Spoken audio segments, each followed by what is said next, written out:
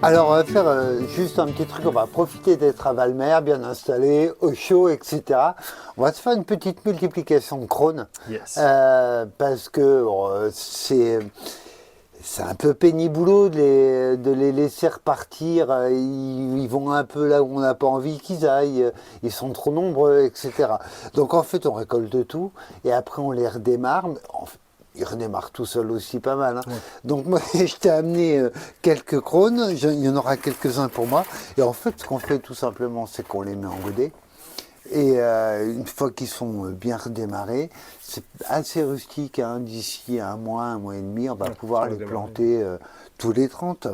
Eh ben, regardez. Voilà, un beau petit plan. Ouais, donc il a déjà tendance à repartir hein, quand même.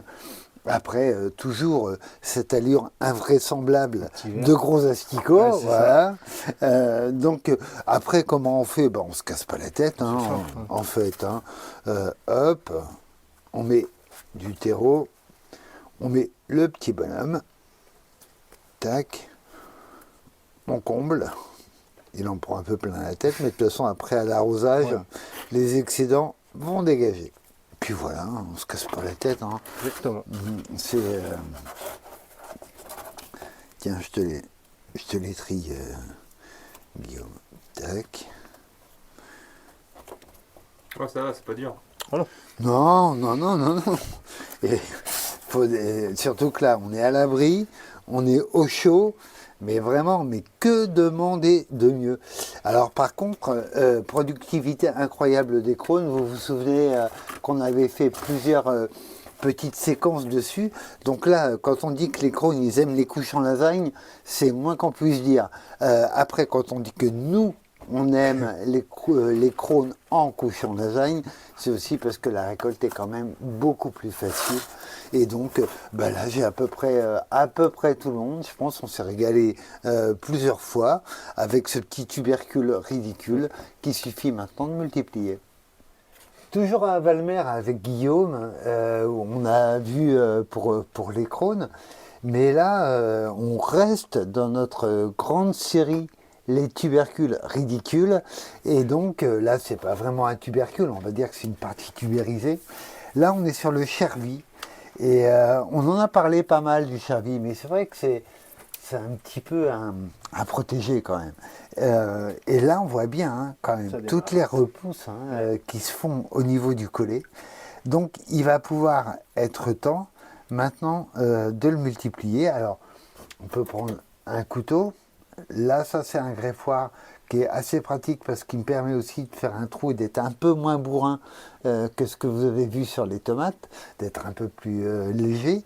Et vous voyez, on décolle tout juste là, hop, comme ça. Il reste pas grand chose. Non, il n'y a même pas besoin de prendre une partie racinée ou quoi que ce soit.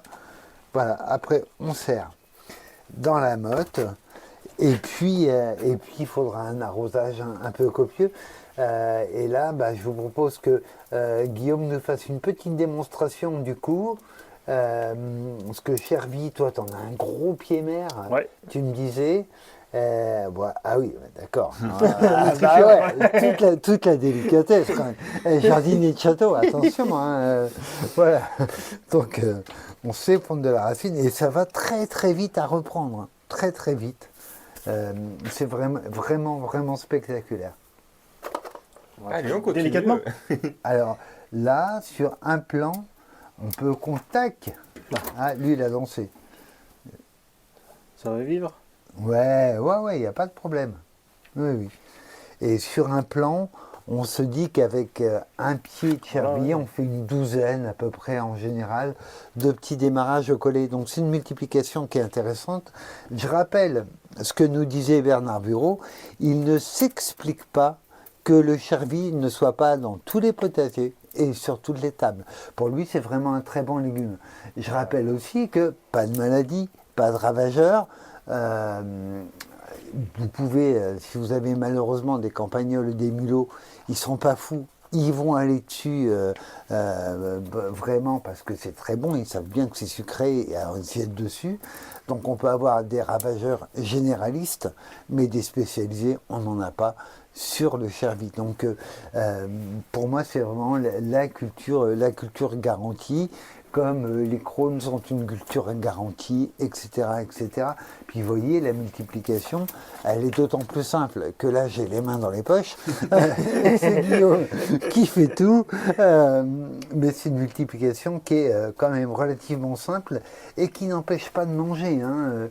Alors ça nous permet de faire une sélection positive, c'est-à-dire que moi j'ai pris là mes pieds, je les vois, vous voyez j'ai récolté les racines, les extrémités les plus grosses, mais je sais que c'était deux jolis sujets. J'étais dans ce qu'on appelle la sélection positive. S'il y en a un qui était tout chigredi, tout pas beau, etc., il est évident que je ne l'aurais pas pris pour le multiplier. Là, j'ai pris deux jolis spécimens.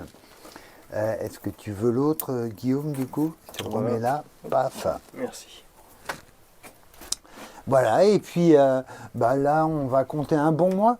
Pour la reprise, on va le mettre sous abri froid, qui sera moins bien qu'ici, ce sera le tunnel à la maison, mais en un mois, il va repartir quand même, il sera bien. C'est pas tout le temps la vie de château.